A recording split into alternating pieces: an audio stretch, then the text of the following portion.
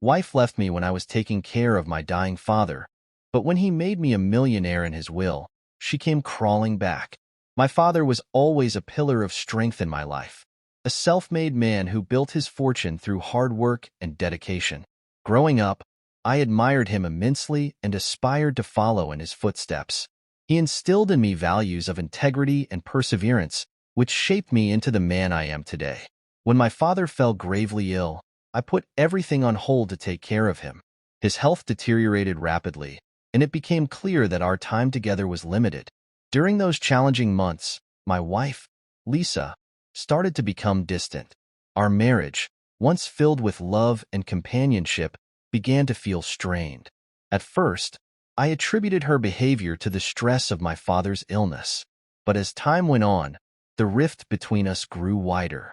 I focused all my energy on being there for my father, not realizing that my own life was beginning to unravel. My father's passing was a devastating blow, but nothing could have prepared me for the betrayal that was about to unfold. Our marriage had always appeared perfect to the outside world. Lisa and I were the quintessential couple, attending social events together, sharing laughs at dinner parties, and presenting a united front in all aspects of our lives. Friends and family admired our relationship, often commenting on how lucky we were to have found each other. Behind closed doors, however, the reality was beginning to fracture. As my father's condition worsened, I found myself spending more time at the hospital and less time at home. Lisa's emotional distance became more pronounced. She would often go out with friends, leaving me alone to cope with the weight of my father's impending death. I started noticing little things: a lack of affection, her increased time on the phone, and the way she seemed preoccupied with something or someone else. Despite my attempts to bridge the growing gap between us, Lisa remained aloof. I suggested counseling, hoping it might help us reconnect, but she dismissed the idea.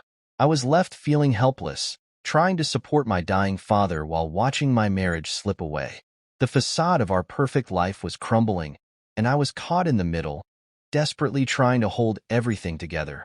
The first real signs of trouble were subtle, almost imperceptible at first. Lisa started coming home later than usual, often with vague excuses about work or meeting friends. Her laughter, once a comforting sound, now felt hollow and forced. She began avoiding conversations about our future, diverting the topic whenever I tried to discuss our plans or express my concerns.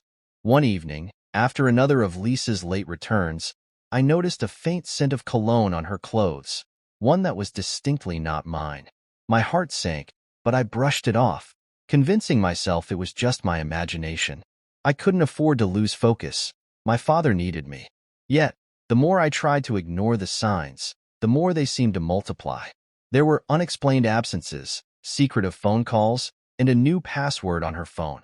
When I questioned her about these changes, she would become defensive, accusing me of being paranoid and overbearing. I was torn between wanting to believe her and the nagging feeling that something was terribly wrong. Despite my efforts to bridge the gap and bring us back to the way we were, it seemed like the harder I tried, the further she drifted away. As Lisa's behavior grew increasingly suspicious, so did my unease. I began to notice patterns in her actions that I couldn't ignore. She would leave the room to take phone calls and quickly hang up when I entered. Her late-night outings became more frequent, and she seemed to always have a plausible yet unconvincing excuse. My mind raced with possibilities, each more painful than the last. The turning point came when I found an unfamiliar name on our phone bill, one that appeared far too often to be a mere acquaintance. My heart pounded as I confronted Lisa, hoping for a reasonable explanation. Instead, she became defensive, her voice rising in anger as she accused me of not trusting her. Her reaction only deepened my suspicions, but I had no concrete evidence to back up my claims. My father's death left a void in my life, one that Lisa seemed unwilling or unable to fill. I started keeping a closer eye on her, noting the times she left and returned, the names she mentioned in passing, and the way she seemed more invested in her phone than in our conversations. It was becoming clear that something was seriously wrong, and the weight of this realization was almost too much to bear. I knew I had to find out the truth, no matter how much it might hurt. The night of our confrontation was etched into my memory. It was a rainy evening, and the tension in the air was palpable. I had spent hours gathering the courage to confront Lisa, my mind a whirlwind of emotions. When she walked through the door, drenched and seemingly exhausted, I knew it was time. "Lisa, we need to talk," I said, my voice steady despite the turmoil inside. She glanced at me, her eyes narrowing slightly, but she didn't object. I took a deep breath and laid out everything I had noticed: the late nights, the secretive calls, the unfamiliar name on the phone bill. As I spoke, her expression changed from surprise to anger, and finally to something I hadn't expected: resignation. "You're right," she said quietly, her eyes downcast. "I've been seeing someone else." The room seemed to spin as her words sank in. She admitted to the affair, explaining that it had started because she felt neglected while I was caring for my father. She said she had been unhappy for years, and the affair was an escape from a life she found stifling and unfulfilling. The emotional impact was devastating. I felt a mix of rage, sorrow, and profound betrayal. How could she do this to me while I was dealing with my father's death? How could she find solace in the arms of another while I was trying to hold our family together? The pain was overwhelming, and I realized that nothing would ever be the same again. In the days following her admission, the full extent of Lisa's betrayal became painfully clear. Her affair had spanned 4 years, a time during which I had been blissfully unaware.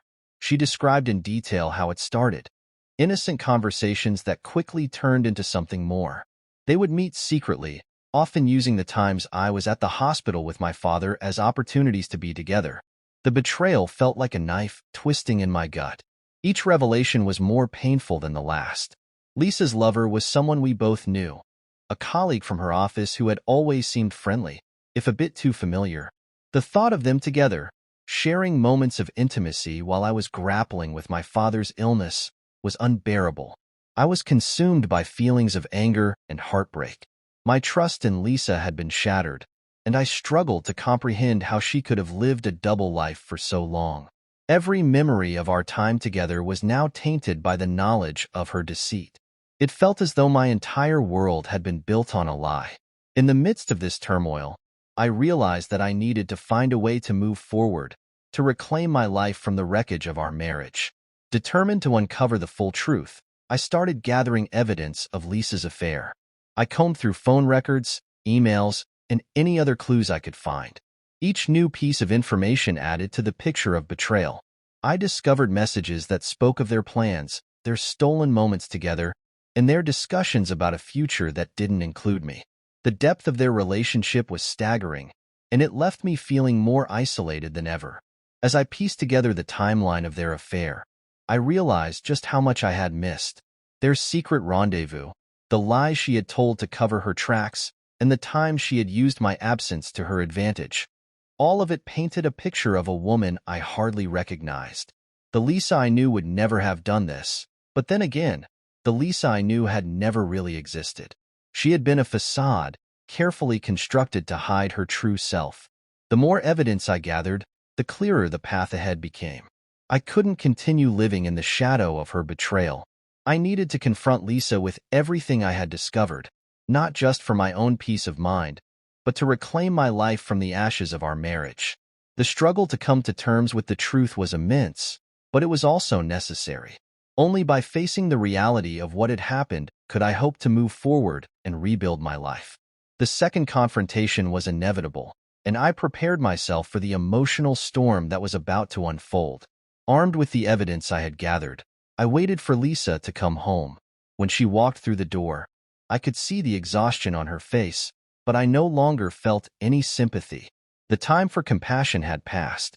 "Lisa, we need to talk again," I said, my voice firm. She looked at me, a mix of apprehension and annoyance in her eyes. "I've found out everything. I know about the affair, the lies, and the plans you made behind my back." For a moment, she stood there, speechless. Then, to my astonishment, she broke down in tears. "I'm so sorry," she sobbed. "I made a terrible mistake. I was lonely and felt neglected. I never meant for it to go this far. Please, can we try to fix this? I want to come back home." Her words were like daggers, reopening the wounds that had barely begun to heal. The thought of reconciling was unbearable, but I knew I had to hear her out. "Why now, Lisa?" I asked, my voice tinged with disbelief. "Why ask to come back after everything you've done?" "I realized what I had lost," she whispered, tears streaming down her face. "I thought I could find happiness elsewhere, but I was wrong. I miss you, and I miss us." Her plea for forgiveness and a second chance threw me into emotional turmoil. Part of me wanted to believe her, to hope that we could rebuild what had been destroyed. But another part of me, the part that had been shattered by her betrayal, knew that things could never go back to the way they were. The trust was gone, and without it, our relationship had no foundation. The impact of Lisa's affair rippled through our family and friends, creating waves of tension and heartbreak. Our children, though young, sensed the discord.